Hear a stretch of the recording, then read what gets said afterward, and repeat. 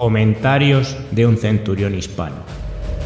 Bienvenidos a la tienda de este mi Castro, en la cual me vais a acompañar a escribir mis comentarios sobre historia militar y donde disfrutaremos escuchando las más heroicas hazañas de personajes de nuestro imperio y los episodios más gloriosos de este. Tomad asiento, servíos una buena copa de lo que gustéis, porque comenzamos.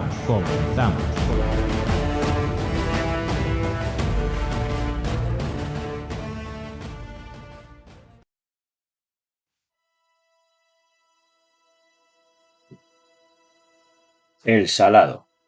El fin de la última invasión.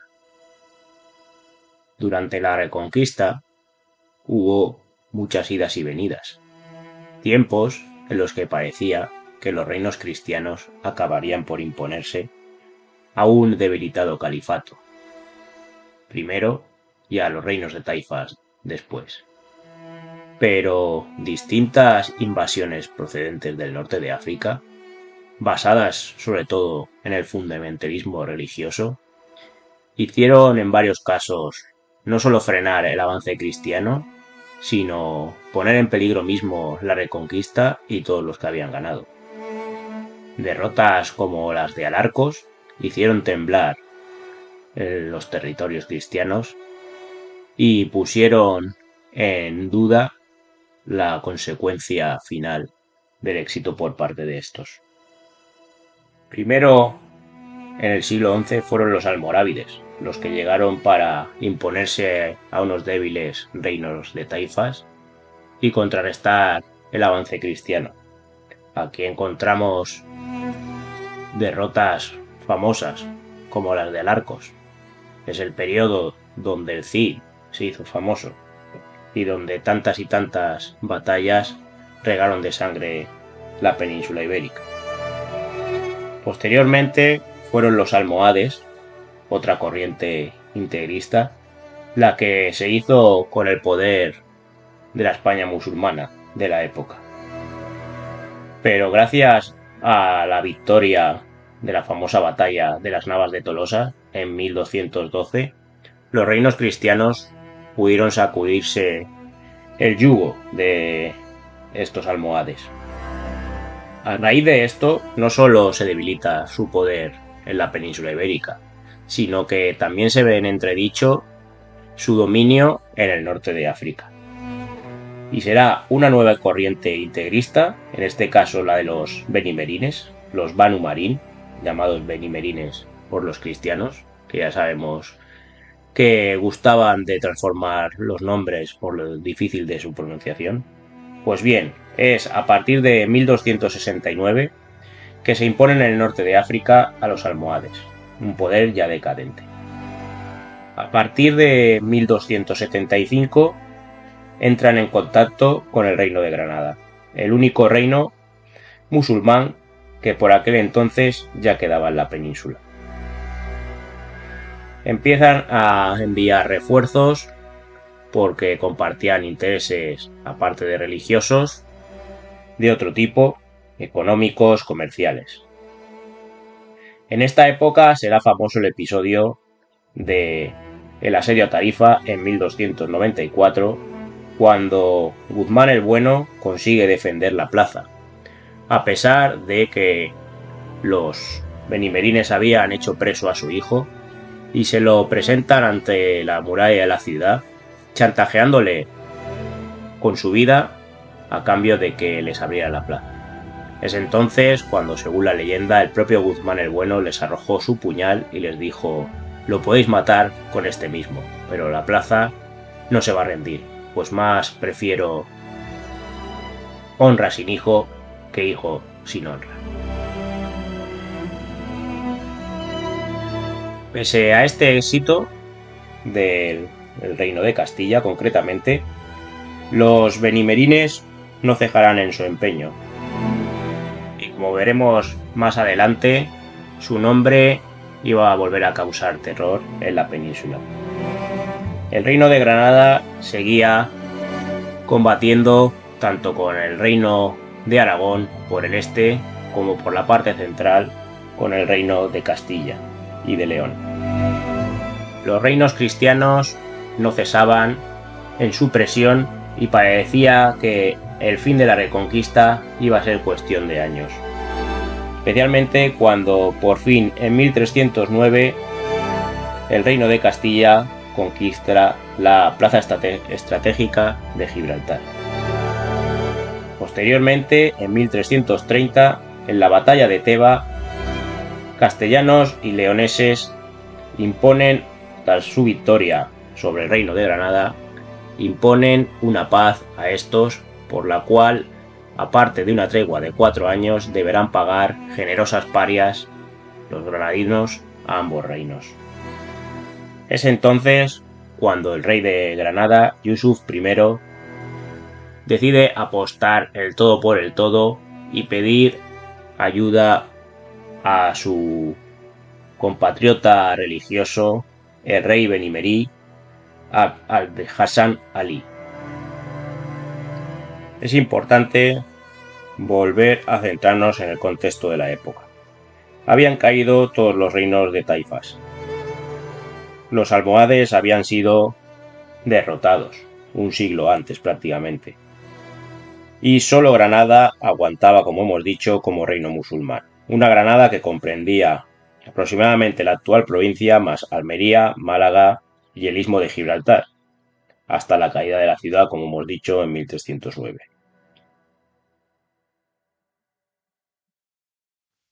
Cuando el rey de Granada, Yusuf I, pide ayuda al Benimerí, Hassan Ali, lo hace convencido de que la poderosa flota Benimerí, la mayor de sus fuerzas, podrá controlar el estrecho y pasarles refuerzos y otro material bélico sin problema.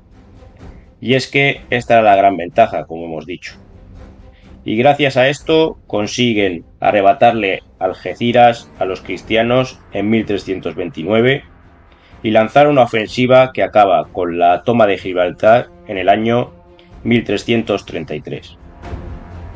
Estos dos duros golpes sirven para que los benimerines refuercen estas bases en un nuevo intento de ocupar la península. Los castellanos, conscientes de este peligro y de lo fundamental que era controlar el paso del estrecho, para evitar grandes desembarcos de tropas, envían a su almirante, el castellano Alfonso Jofre Tenorio, el cual, pese a su enorme inferioridad, tanto en naves como en tropas, se convierte en una auténtica pesadilla para los intereses de los musulmanes. Famoso es el episodio en 1325, cuando con tan solo 6 galeras, 8 naos y otras 6 embarcaciones menores, logró derrotar a una gran flota enemiga. Pero con tan pocas naves y esa escasa fuerza, se sabía que tarde o temprano no iba a poder evitar el desembarco enemigo. Como hemos visto, en 1329 consiguieron tomar Algeciras y posteriormente en el 1333 Gibraltar. Para tratar de frenar este avance, en 1339 es reforzado por una flota bajo el mando del almirante aragonés Gilabert Cruïlles. Sin embargo, este es herido en una escaramuza y al retirarse, los benimerines aprovechan la situación para lanzarse por la noche al paso del estrecho con 140 naves de transportes y 70 galeras. Jofre Tenorio, por prudencia, no se arriesga a salir contra esta expedición, lo que le vale las críticas de todos, incluida la del propio rey de Castilla, Alfonso XI. Dolido en el orgullo, Tenorio se lanza a una operación suicida, en la que pierde la vida y casi todas sus naves, salvándose tan solo 5, refugiándose en el puerto de Cartagena. Tras este desastre, no queda ningún freno al flujo de tropas hacia Algeciras. El rey de Granada, Yusuf I, se frota las manos. Gracias al apoyo de su compañero, el rey de los benimerines, Abu Hassan Ali, iba a poder quitarse por fin de encima el dominio de Castilla. Por otra parte, el rey de Castilla, Alfonso XI, se ve en una situación cada vez más amenazante. No le queda más remedio que pedir ayuda al Papa y a su suegro, el rey de Portugal, Alfonso IV, con el cual no se llevaba especialmente bien, ya que tenía apartada a su esposa y era más proclive a andar con su amante. En un primer momento, el rey de Portugal rechaza ayudarle por este motivo, y Alfonso XI se tiene que humillar y pedirle, con una carta de su propia mano, esta ayuda, a lo cual finalmente el rey portugués accede.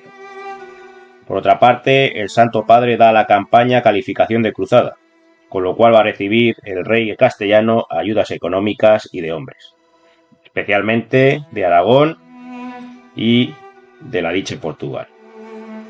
Portugal, con el rey al frente, acude con unos 2000 caballeros más una flota para equilibrar las fuerzas en el paso del estrecho. En Castilla, las órdenes militares no faltarán a la llamada a esta Guerra Santa, además de todas las fuerzas con las que podía contar el rey castellano. En total, según las crónicas y según los especialistas, las fuerzas cristianas podían numerarse en torno a unos 20-22.000 hombres. Por lo tanto, en este momento la situación se encuentra así. Mientras el rey castellano anda buscando refuerzos, los reyes Yusuf y Abu Hassan Ali ponen sitio a su deseada Tarifa. Reunido Alfonso XI con su suegro, el rey de Portugal Alfonso IV, marchan raudos a la ciudad sitiada y se sitúan en la orilla occidental del río Salado, al oeste de Tarifa. La ciudad llevaba ya tiempo aguantando este asedio, y en una hábil maniobra Alfonso XI consigue introducir en la ciudad 1000 caballeros y 4000 infantes para refrescar las exhaustas fuerzas de la ciudad. Además, una escuadra combinada de aragoneses y genoveses, bajo el mando de Pedro de Moncada, consigue introducir también algunos marineros. Las fuerzas musulmanas se dan cuenta de que están perdiendo el control de la situación, deciden levantar el sitio y plantear una batalla en campo abierto. Pues además de que sus fuerzas eran muchos más, unos 60.000, 80.000 hombres, dependiendo de los estudios, frente a los caballeros castellanos y portugueses, que como hemos dicho eran bastante menos de 30.000, a la par que los musulmanes consiguen hacerse con una posición dominante en el terreno de batalla, ven que es lo mejor para sus intereses el presentar esta batalla a campo abierto. La situación del campo de batalla es la siguiente. Cada ejército pasa a ocupar una orilla del río. Los castellanos, como es habitual, tienen en la caballería pesada su mejor arma, y por lo tanto la ponen al frente. Sin embargo, el control de los vados por los que se puede cruzar el río está en poder de los musulmanes. El rey castellano no consigue pasar en un primer momento, hasta que dos de sus caballeros, los hermanos Gonzalo y Garcilaso Ruiz de la Vega, en un gran acto de valor, espolean sus monturas, contagian este entusiasmo al resto y se lanzan al cruce de uno de estos vados por un puente. Tras el paso del río, vuelven a formar la línea de caballería y se lanzan con todo contra las fuerzas musulmanas. Estas tenían en vanguardia una gran masa compuesta de infantería. Ante la llegada de la caballería pesada cristiana, los peones musulmanes no tienen nada que hacer y caen aplastados. La famosa caballería ligera Benimerín, que formaba detrás, se lanza en su ayuda, pero es detenida por los infantes castellanos que ya han tenido tiempo de cruzar el río y por la reserva de caballería del caballero Gonzalo de Aguilar. La batalla se plantea en el flanco derecho, Alfonso IV contra el rey de Granada Yusuf I y Alfonso XI en el ala izquierda contra el rey Benimerí Abu Hassan Ali. En el flanco derecho, la caballería ligera musulmana, en un espacio tan cerrado como el que hemos narrado, no puede hacer nada. y es fácilmente derrotada y puesta en fuga. Algo parecido ocurre en el flanco derecho, donde la caballería portuguesa derrota también a la nazarí. A los musulmanes les quedaba la baza de su retaguardia, formada por la mayoría de sus infantes. Pero en ese momento, los defensores de Tarifa realizan una salida de la ciudad y encierran a los musulmanes entre dos frentes, sufriendo grandes bajas. La victoria cristiana es total. Toman el campamento y dejan más de 40.000 muertos enemigos sobre el margen del río Salado. A esto se va a sumar un enorme botín que reventó de oro los mercados de España y Francia. La batalla fue dura y pese a la iniciativa cristiana en todo momento, hubo cierto momento de crisis. Como pasa en muchas de estas batallas, cuando los benimerines empiezan a abandonar su campamento en huida, muchos de los cristianos, cegados por la ambición de las riquezas que en este se podían encontrar, se habían lanzado sin tener cuidado a por estas riquezas. Hubo un momento en que el rey Alfonso XI queda prácticamente abandonado y solo en medio de la batalla, y es asateado por muchos de los infantes musulmanes, clavándose una de estas flechas en su propia silla de montar.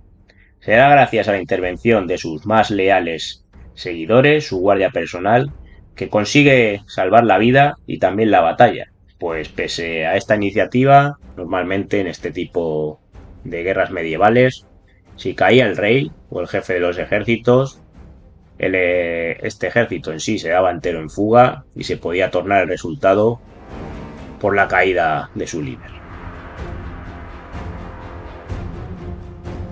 La victoria en el Salado fue sonada en toda la Europa cristiana, la cual se inflama de una gran dosis de moral.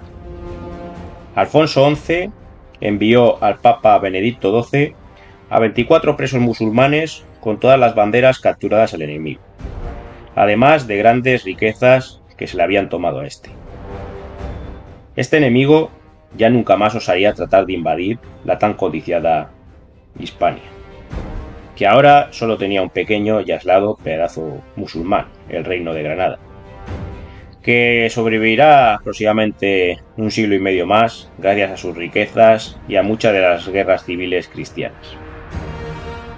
Pese a ello, ya nada iba a parar este avance cristiano, más lento de lo esperado tras esta victoria, pero imparable. En 1344 vuelven a tomar Algeciras y a partir de entonces el Reino de Granada queda más y más aislado. El rey Alfonso XI, que nunca cejó en su empeño de acabar con la reconquista, muere en el asedio de Gibraltar en el año 1350, de peste negra. Su sucesor, Pedro I, el cruel para uno, el justiciero para otros, se verá inmerso en las dichas guerras civiles que frenaron este avance. Y valga como ejemplo que Gibraltar siguió siendo musulmana hasta el muy lejano año de 1462, más de un siglo después de este asedio que seguramente, de no haber mediado la enfermedad, hubiera podido concluir con éxito el gran rey Alfonso XI. Damos fin al episodio de hoy, tras 2 semanas de pausa. La semana pasada no fue imposible realizar ningún episodio. Esperamos que hayáis disfrutado con este, que el pasado 30 de octubre fue su aniversario. Y os recomendamos, aparte de seguirnos aquí los podcasts en iVoox, seguirnos en nuestro perfil de Instagram, Comentarios Centurión Hispano, donde vamos colgando pequeñas historias. También en nuestro perfil de Facebook, Comentarios del Centurión Hispano, y página Comentarios de un Centurión. En Twitter, Comentarios de un Centurión.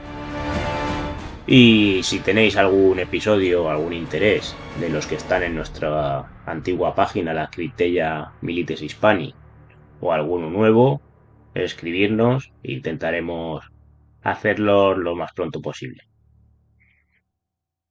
Hasta aquí el episodio de hoy, la batalla del Salado, como hemos dicho, una de las batallas fundamentales en la historia de la Reconquista, la que frenó el último gran intento de invasión de un reino musulmán del norte de África, y que pese a estas guerras civiles y estos obstáculos en los que se vio inmerso especialmente el reino de Castilla y que le frenó un siglo y pico más la Reconquista, fue el último episodio para evitar que el reino de Granada fuera reforzado por fuerzas exteriores y que empezara el principio de su fin hasta el famoso año de 1492. Hoy la batalla del Salado y el gran papel del rey de Castilla, Alfonso XI.